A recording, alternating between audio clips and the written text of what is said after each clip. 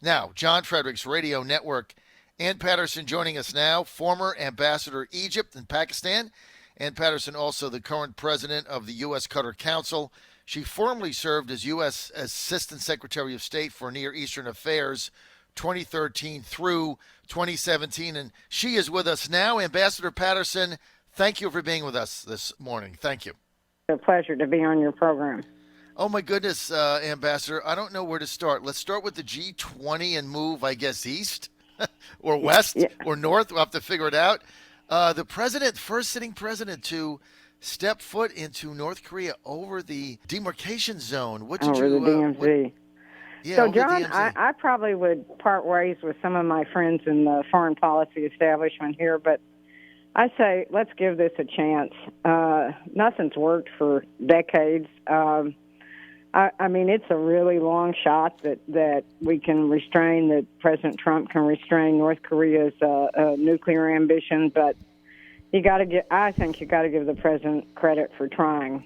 So we'll see what happens. I do think it's a long shot, but no one else has a better idea. So let's just see how he works out. He's appointed this very experienced fellow, Steve Bagan, who's been around forever in foreign policy circles, to lead the negotiations under the supervision of the Secretary of State. So, again, nobody has a better idea. It's a national security priority. Let's see what happens.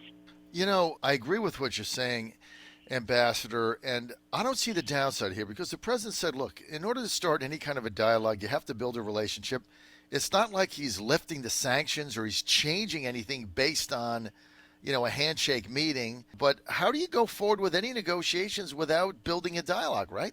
Well, and to his credit, during the last meeting, he walked away. Right. And so that at least showed me that he wasn't going to take, he wasn't going to just, what's the right word? He wasn't going to play ball with this kid, the North Korean leader of North Korea, unless there was something positive that was going to happen. So I thought it showed a certain amount of both courage and imagination to go. I from being in the government for many years, though, I felt for the press and the security people who must have just been going crazy at the last-minute arrangements to cross over the DMZ. Right. But give the president a little credit on this one, I think. What is the protocol there, Mrs. Ambassador? Why has no sitting president ever done that? Like, what is just walk us through that protocol? I'm sure, and this is where people have criticized the president relentlessly, is that you basically reinforce his rule of North Korea, and you reinforce his position by basically giving him the honor of having the president of the United States cross the DMZ into North Korea and treat him as an equal instead of the odious dictator that he is. But here's the other thing for me, is that South Korea has been one of our staunchest allies for many, many years. Right. And they want some kind of rapprochement with North Korea. And, of course, they're the ones in the crosshairs should anything happen. I mean, we, the United States, have a lot at risk, but nothing like the civilians that would be slaughtered in Seoul if there ever was a conflict. So that's the reason people don't do it, or no previous presidents have done it. It would basically raise the prestige of Kim Jong-un. But again, no one has a better idea. Nothing's worked for decades, so let's see how this plays out.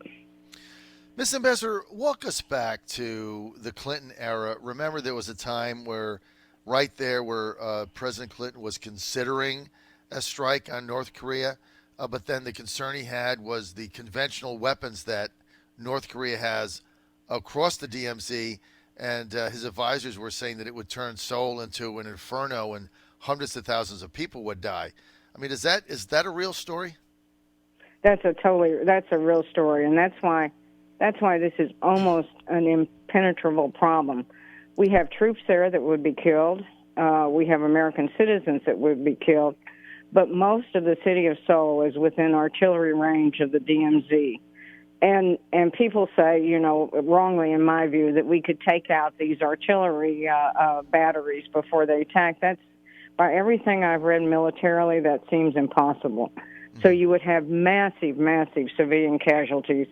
And yes, we could probably destroy North Korea too, but you don't want the capital city of one of our major Asian allies to be utterly destroyed. There's almost no way out of this except by negotiation. And so the president's giving up nothing, and now they're going to have a new set of negotiations. I agree with you, Ambassador Patterson. He's proved the last time, I think they went to Vietnam, and things didn't go well, and the president thought that Kim Jong-un's demands were unreasonable, so he got up from the table and walked away. Yeah, I think he's actually had 2 meetings on this. So, but again, let's see how it plays out. The nuclear capacity, the intelligence apparently says that the North Koreans continue to build up their nuclear capacity. I don't doubt that that's true, but we have, I bet, a very good intelligence picture of what's going on in North Korea. And I think the deal the president's really offering North Korea is reintegration into the international community in exchange for giving up their nuclear ambitions. I mean, it's hard to imagine they would do that because that really is what keeps them in power. But on the other hand, as many people have said, Miss Ambassador, if he can't feed his army, because right now I think I was reading somewhere they get a day off a week in order to rummage for food in the forest. Probably isn't a prescription for long-term dominance, right? No, it's not a prescription for long-term stability. And I'm sure, John, you and your listeners remember those pictures a few years ago of widespread famine in North Korea. Yes. I understand it's gotten quite a bit better. I mean, there's not mass starvation, but the economy's in really bad shape. And so he may find it in his interest to take the president up on this deal. And again, the South Koreans are not immaterial to this. They want to reduce that threat, and that should be important to us. John Fredericks Radio Network, Trucking the Truth Across America. We're live, Fort Myers, Florida today. We're with Ambassador Ann Patterson. She's current president of the U.S. Qatar Council. Ann Patterson is also former U.S. ambassador to Egypt and Pakistan for the U.S., most recently serving under President Obama, Secretary of State of Near Eastern Affairs, 2013 to 17, with Secretary of State then John Kerry. Ambassador Patterson, let's get to the Middle East. The Kushner plan, basically, I know we talked about this a week ago, but I just don't see where this is going anywhere. They're basically trying to buy love from the Palestinians without a sovereign state. I guess it's a good try, $50 billion. You're trying to raise that. I guess kind of the same thing as North Korea, right? It's a good try. But I just don't see this getting the first base. What about you? No, John. I do disagree with the administration, quite apart from the politics, and we'll get to that. As far as I can tell, no one's really pledged a dime to support this plan. And they're trying to get American corporations interested in the plan. They're trying to get the Gulf involved.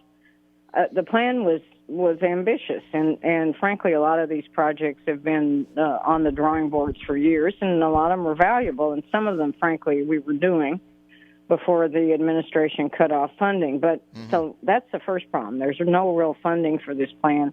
And the second problem is the political one. The meeting was boycotted by the Palestinians. They say this doesn't meet their political needs, which is some serious negotiations on the political side. So I just don't see where this is going. Plus, John, it's been tried at least twice before in my memory, and it faltered both times on the political side of it. I don't see it. Let me tell you one other thing I thought was a little odd at the only thing at the G20 before we move on to some other things here is the president did actually meet with KSA Crown Prince Mohammed bin Salman. I don't know why he would sit down and meet with this guy after A, Khashoggi, and B, lied to him on the bat phone, point blank lied to the president. But I guess the president's position is KSA is a longtime ally, the Kingdom of Saudi Arabia, and the MBS is, I guess, come and go. Maybe he'll stay in power, maybe not. When his father dies, I think that's open for debate. So I guess he's going forward. But I don't know how you continue a relationship with a guy that murdered Jamal Khashoggi in that horrific manner and then got on the phone to the president, the leader of the free world, and lied to him. So, John, that's what worries me, too. I mean, I understand that Saudi Arabia is a strategic ally, and the United States has to deal with people that aren't nice guys. I mean, that's been true for forever. But what bothered me about the meeting was the praise that the president lavished on this young man. And my thought there is, first of all, he's proven to be extremely unpredictable and lying to the president and doing a lot of basically stupid and vicious things. And so I was fearful that the president would encourage that, not meaning to, of course, but the young man, the Crown Prince, Mohammed bin Salman, would take it as, wow, I've got the support of the President of the United States. Now I can do whatever I feel like. That was my worry about the meeting. Instead, he should have pressed this young man to release the women drivers. I mean, imagine women who want to drive are now in jail. And he could have pressed him to basically loosen up. And as far as I could see, I don't know what happened in private. He didn't do that. He just lavished praise on him. Well, I wouldn't have done that in public. I thought that was the president's biggest mistake at that G20. I don't know why he had to do that, and I thought it was ill-advised. And, yeah, I get the relationship with the KSA, and I get the arms sales, and the president wants the money for the defense contractors. But that's another thing. You look at the money that Saudi Arabia has promised to spend and the money they did spend, and there's a big gap there. So I guess maybe they're dangling that, but at some point, and I also understand the president's position. Look, if they don't buy the weapons from us, they'll buy them from China. But, I mean, at some point you have to take a stand, that it just isn't about weapon sales. So the whole thing felt uncomfortable to me. No, and frankly, I don't really think the claim that they could buy it from China and Russia, but they're so invested in the U.S. defense system, and they need our support. They can't defend themselves with Chinese or Russian weapons. That's just crazy. They live entirely under the U.S. defense umbrella. All these countries in the Gulf live under the U.S. defense umbrella to export their oil and gas. And they're tied into the U.S. defense system. They need U.S. support to man and maintain the equipment they already have. So I wouldn't be too worried about that. But I do think, yes, you have to take a stand. And again, no reason to lavish praise on this young man.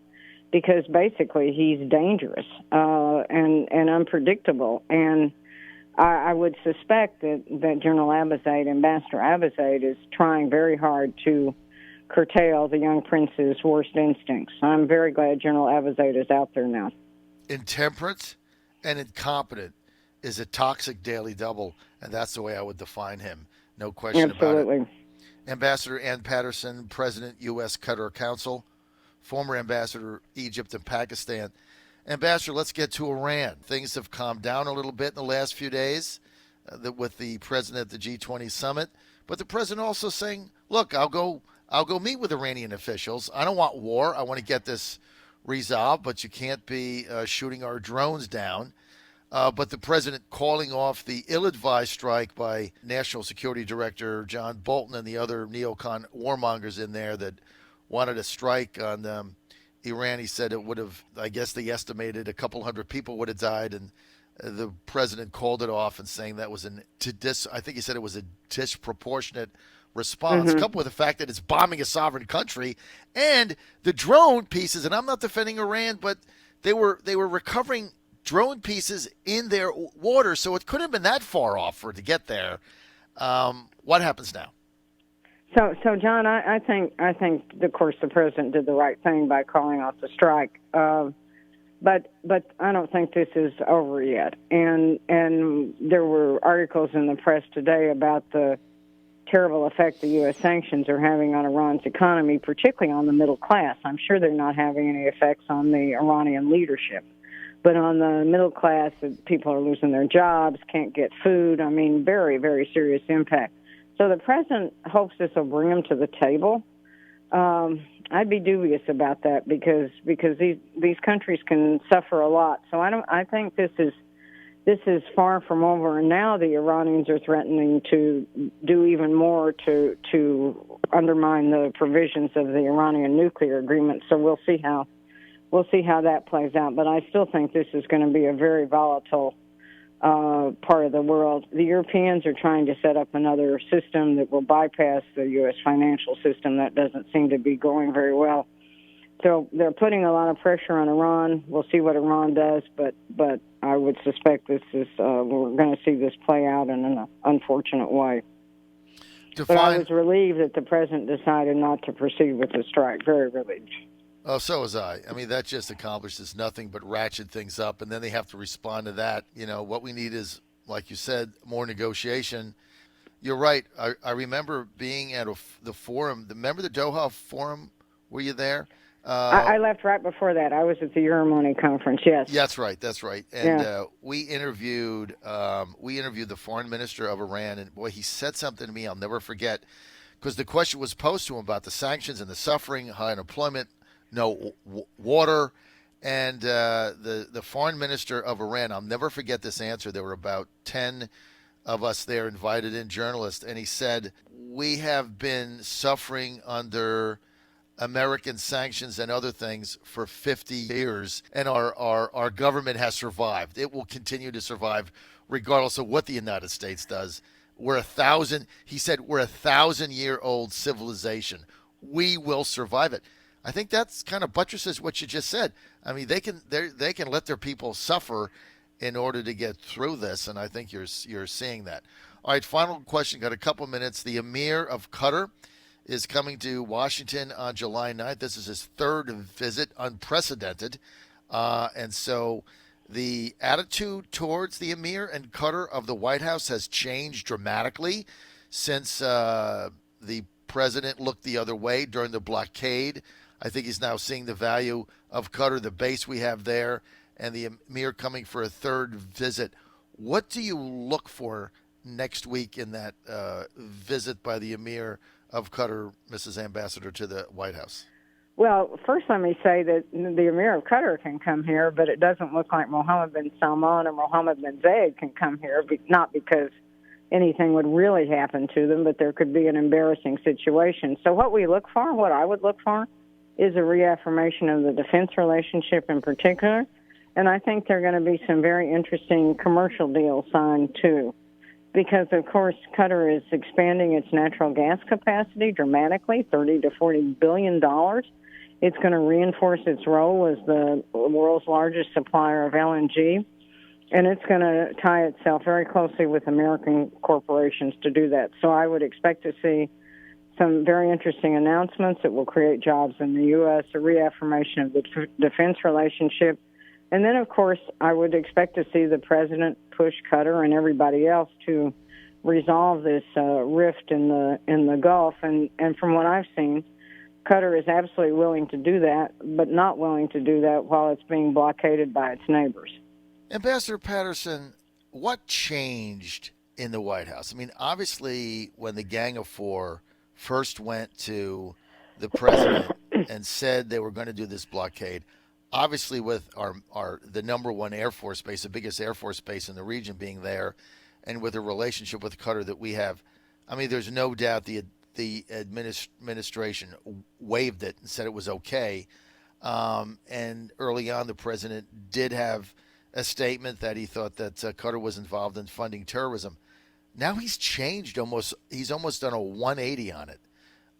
What do you think it is that was the catalyst for that change in attitude at the White House and the Trump administration towards the blockade and towards the state of Qatar? Well, I think two things, John. I think perhaps in the White House, remember this, they were new, really, really new in government. I think perhaps in the White House, they didn't have a full understanding of the strategic importance of Al-Udeid. And so I think that was the first thing. I mean, Al-Udeid is absolutely essential to everything we do out there, particularly in Afghanistan. And I think maybe the second thing was the realization that some of the accusations being thrown against Qatar, like exporting terrorism or exporting extremism, I mean, I think there were people in the administration, perhaps most prominently Secretary of State Tillerson, that said, okay, what's good for the goose is good for the gander here. If we're going to have a policy of not exporting extremism, that's going to go for all the other Gulf countries too, particularly Saudi Arabia.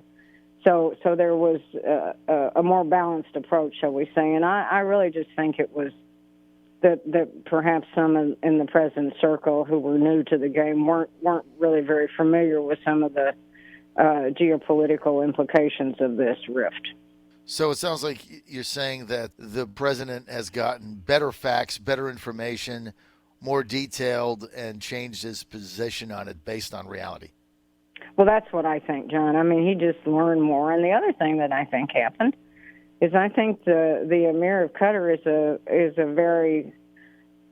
a straight shooter. I've seen him come here numerous times now since he was in office, and he's gotten better and better every time. I mean, he tells it like it is, and so I think the president. This is purely speculation on my part, but I think the president and some of his advisors have been impressed with the Emir, and so that always helps. As we discussed, personal relationships are absolutely key in most of these societies, and in our own society too.